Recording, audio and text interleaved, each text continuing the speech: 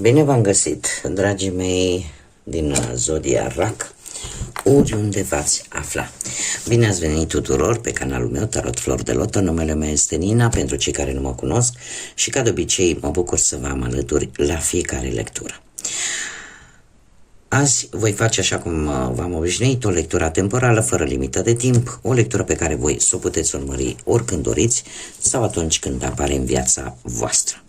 Desigur, dragii mei, nu uitați un aspect important, și anume faptul că este totuși o lectură generală, iar voi sunteți cei care vă construiți propriul viitor. Așa că vă rog din suflet să luați decât acele mesaje care rezonează cu voi, iar restul lăsați-le să zboare în univers, pentru că sigur sunt pentru alte energii, alte persoane care, într-o mai mică sau mai mare măsură, au o legătură cu Zodia Rac.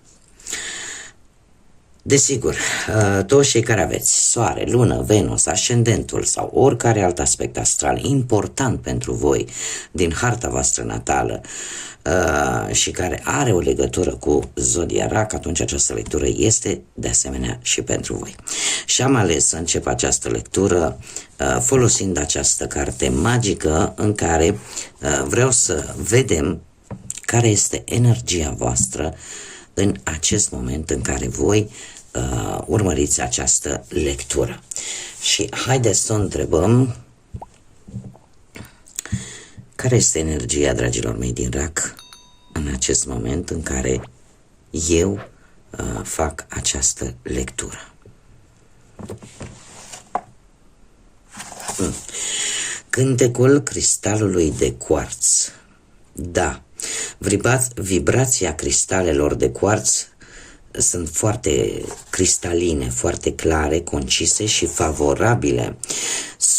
Interiorul vostru sau interiorul acestor cristale se iluminează și îți răspunde să te animezi, să ai încredere în ceea ce îți spune instinctul vis-a-vis de întrebările pe care le-ai putea avea. Este de fapt un răspuns afirmativ, dragilor, la anumite întrebări, la anumite suspiciuni, la, nu știu, anumite lucruri care în ultima vreme v-au cam frământat și cărora poate mulți dintre voi ați încercat să le găsiți un răspuns. Se pare că răspunsul, paradoxal, stă în instinctul vostru, în ceea ce vă spune instinctul vostru, intuiția voastră, voi fiind, desigur, o zodie de apă, cu o intuiție foarte bună. Și așa, per total, se pare că sunteți într-o situație în care intuiți cam că răspunsul va fi unul afirmativ, nu zic neapărat pozitiv, am zis afirmativ, da? E un pic total diferit. Și de asemenea, ascultați-vă intuiția, pentru că cele mai bune răspunsuri le veți obține de acolo. Haideți să vedem, o luăm așa pe rând, cum v-am obișnuit, și începem cu viața profesională. Și haideți să vedem, dragilor, ce vine pentru voi, dragii mei din Rac, în următoarea perioadă de când voi urmăriți această lectură. Ia stați așa că cred, da, sunt două. Dragii mei, ați avut o perioadă în care planurile v-au ieșit de minune și chiar v-au adus prosperitate, reușite. Da, din punctul ăsta de vedere profesional, și faptul că avem aici un rege de primăvară, nu știu dacă zodiile de foc, berbec, leu, săgetător, vă spun ceva, cert este că sunteți într-un moment în care vreți să dați un pas înainte și să conduceți, să luați hățurile în propriile mâini la nivel profesional.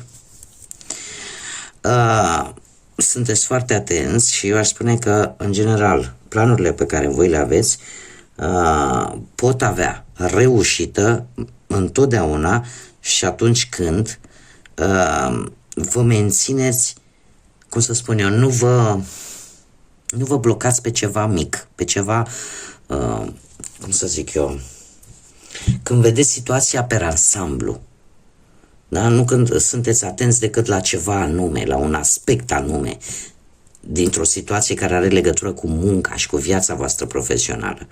Da? Atâta timp cât voi vă veți focusa pe partea amplă, pe perspectiva amplă a unei situații sau probleme care ține cu viața profesională, atunci planurile voastre vor avea întotdeauna succes. Dacă nu, pur și simplu, acest rege de primăvară îmi vorbește de prezența unui personaj dintr-o zodie de foc, posibil, cum am mai spus, Berbec, Leu Săgetător, care poate să fie un șef, poate să fie, nu știu, vreun asociat și care mie îmi spune că este cineva în care voi aveți încredere și care vă poate ajuta într-o anumită situație de muncă. Prințul de toamnă. Se pare că viitorul apropiat vine cu un plan bine pus la punct și eu aș spune că veți obține ceva. Dar odată ce veți obține acel ceva care are legătură cu viața voastră profesională, trebuie să și acționați imediat și în felul ăsta vă veți crește variantele, da? Posibilitățile vor crește exponențial cu acest prinț de toamnă. Ce-ar mai fi de spus? Faptul că unii dintre voi veți vrea poate să căutați locuri noi de muncă și totuși ar fi bine să căutați în locuri unde voi cunoașteți foarte bine activitatea. Da? Și cum am mai spus, e foarte important să vă faceți un plan de bătaie înainte de a începe orice alt lucru și în special pentru cei care vor să-și deschidă propria afacere. Haideți să vedem ce vine pe plan financiar. Pe plan financiar, dragii mei, ați fost, v-a trecut așa o ocazie foarte bună de a face bani, de a face un mare salt în ceea ce privește bănuții. Nu știu dacă Zodia Vărsător vă spune ceva, doar că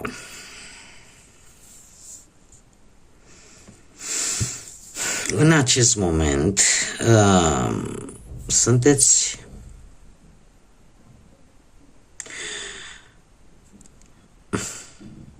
a fost ceva aici care v-a dat vouă speranță, a fost, nu știu, ori vreo șansă de a face bani, ori de a rezolva o anumită problemă financiară. Totuși, iar îmi vorbește de intuiție, dragilor. Și în acest moment sunteți într-un moment de introspecție în care ați luat informațiile, dar voi parcă intuiția vă spune că ceva nu vi se spune.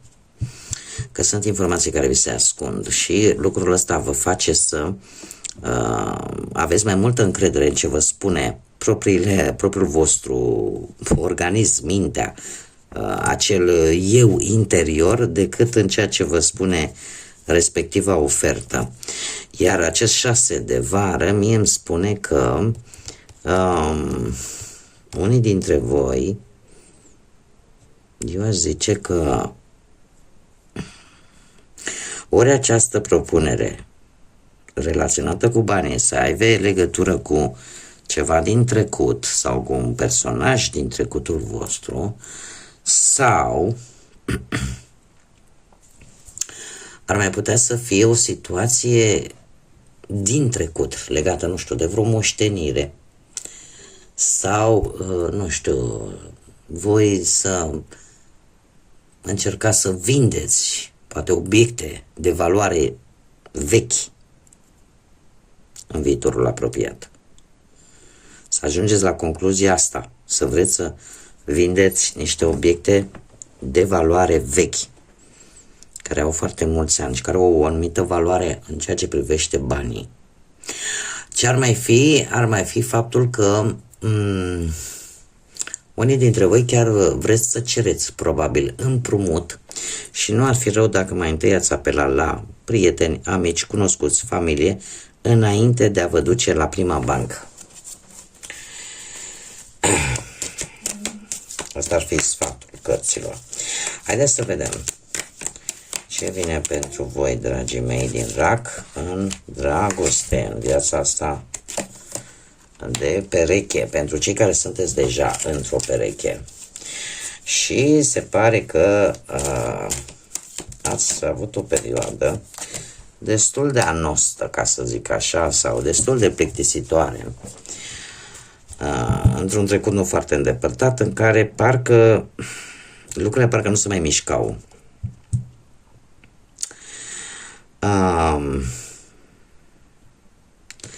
Nu știu, aș zice că ați avut o perioadă în care ați uitat, poate voi sau perechea voastră, că o relație trebuie hrănită și că nu trebuie să dăm gata, l-am luat sau am luat-o și e a mea, e al meu, nu mai contează. Da? Din când în când relația are nevoie de un pic de hrană, fie ea spirituală, fie ea sentimentală, emoțională. Din când în când, știți cum e? Hai că mănânc fasole și azi și mâine și poi mâine și... Dar nu, la un moment dat parcă ai mai mâncat și o fripturică, parcă ai mai mâncat și altceva. Da, am dat un exemplu așa un pic pueril, dar pentru a încerca să vă explicam care este treaba. Acum, în prezent, avem un 3 de primăvară. Este foarte interesant că avem două broscuțe testoase care mi îmi vorbește de lentitudine. Nu știu de ce, dar unii dintre voi vă mișcați foarte lent. Sau felul vostru de a face lucrurile este unul foarte domol așa, poate, pentru unii dintre voi. Aparte de acest lucru, sunteți într-un moment în care încercați să revizați de fapt cam cum stați în relația voastră și vreți să vedeți mai departe de situația actuală, da? Un pic vreți să vedeți și către viitor. Da, și o să vedeți, lucrurile vor fi bune. Cu acest 3 de primăvară, așa cum vă spuneam, se pare că dacă atâta timp cât voi vă simțiți apreciați, cât vă simțiți valoroși sau valorați de către perechea voastră, lucrurile cumva merg destul de bine. Și se pare că lucrul ăsta se întâmplă. De ce? Pentru că avem un 10 de toamnă care ne vorbește de siguranță atât financiară cât și cumva sentimentală, sau mai degrabă aș zice, cu acest 10 de toamnă este aici, e un 10 de monede, eu aș spune că atâta timp cât din punct de vedere financiar lucrurile stau bine, cumva și în casă totul merge extraordinar. Da? Din câte văd eu aici. Da, atâta timp cât există și va exista în următoarea perioadă o anumită siguranță care parcă ia uite cum se rezolvă toate lucrurile care ar fi putut să apară și vă face să ieșiți din toată această monotonie în care unii dintre voi ați intrat cu ceva timp în urmă. Acum, haideți să vedem. Cei care sunteți singurei, și e foarte interesant, dragilor, pentru cei care sunteți singuri, aveți 3 arcane majore. 3 arcane majore care... dar haideți să o luăm cu începutul. Deci, pentru cei care sunteți singuri, în urma poate, din păcate, a văduviei, a unui divorț, a unei separări sau pur și simplu a faptului că nu ați reușit să găsiți jumătatea până în acest moment. Dragilor, vorbeam despre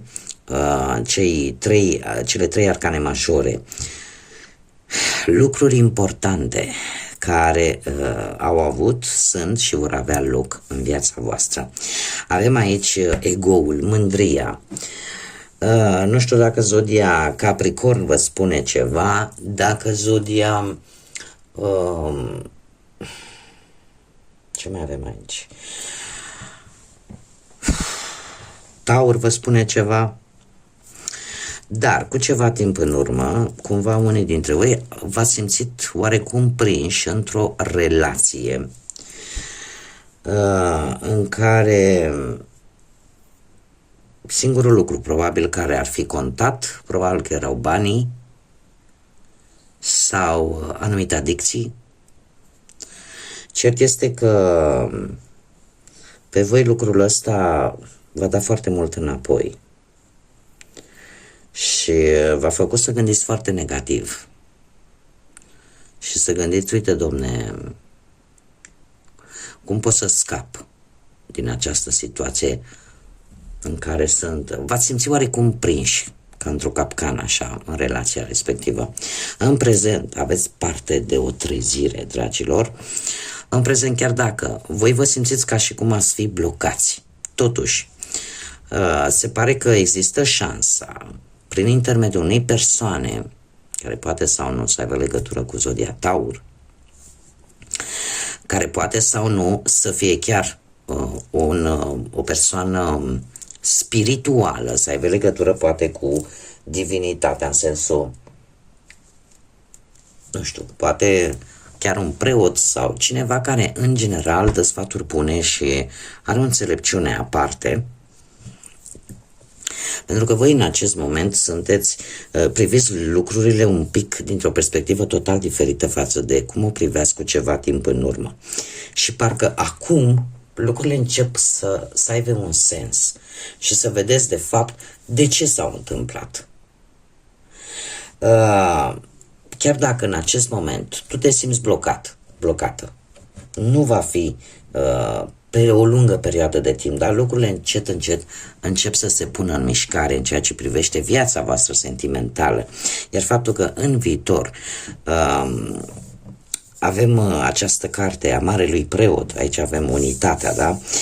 Care spune că trebuie să profiți de această creștere spirituală atât de profundă. De ce? Pentru că lucrul ăsta te va ajuta să, cum să spun eu, să te liniștești, să te regăsești pe tine. Nu știu, unii dintre voi e posibil chiar să fiți atrași foarte mult de acest domeniu al spiritualității, al drumului spiritual. Dar așa, per total, trebuie să vă spun că sunt șanse să apară în viața voastră un personaj care are în principiile sale de bază, cum vede că ar putea să fie o relație, niște principii foarte tradiționale, în care relația să aibă anumite aspecte care țin de tradiție, de tradițiile sale, pentru că acum putem vorbi de orice fel de persoană, nu de orice naționalitate. Haideți să vedem aici. Dragii mei, acest oracol ne arată gânduri nespuse, nerostite, care sunt existente, care rămân acolo în faza de gând, dar care nu s-au rostit. Și aici e posibil să fie gândul vostru sau e posibil să fie gândul unei persoane care este importantă pentru voi. Și ce ne spune această carte? Am atât de multe regrete încât lucrul ăsta mă împiedică să merg înainte. Da? Deci pot să fie gândurile voastre sau gândurile unei persoane importante din viața voastră. Deci am atât de multe regrete încât îmi este imposibil să mă mișc înainte. Și hai să mai vedem și încă un mesaj pentru voi, dragii mei, din RAC. Mistere. Se vor debloca secrete vechi. Se pare că trecutul ține anumite chei către viitorul vostru. Dragilor, e o perioadă în care e posibil să aflați informații la care probabil că nu v-ați fi așteptat, dar aceste informații să fie cheia principală ca voi să avansați către viitor. Și încă un mesaj pentru voi, dragii mei. Maluri necunoscute. Necunoscutul te așteaptă, pregătește-te să fii provocat, provocată. Da, exact cum am mai spus, lucruri care vor ieși la lumină și care te vor duce în situații total noi sau către direcții total noi, în care, desigur, nu, orice lucru nou, orice situație nouă care apare în viața noastră a tuturor, este o provocare, căreia va trebui să-i facem față. Poate prin adaptare la locul respectiv sau la situația respectivă, sau poate pur și simplu prin rezolvarea respectivei situații. Mai depinde de la caz la caz. Bun, dragii mei, aceasta a fost lectura pentru voi. Eu vă mulțumesc ca de obicei pentru prezența voastră și cu rugămintea să nu uitați de like-uri, de distribuiri, de comentarii. Toți cei care încă nu v-ați abonat, eu vă invit cu mare drag să o faceți, să ne întâlnim aici cu toții la fiecare lectură, iar până data viitoare, când ne vom reîntâlni, vă doresc tot binele din lume, să aveți parte de multă pozitivitate, de multă înțelepciune și ascultați-vă intuiția. Până la următoarea lectură, numai bine vă doresc și, desigur, să fiți iubiți, dragilor!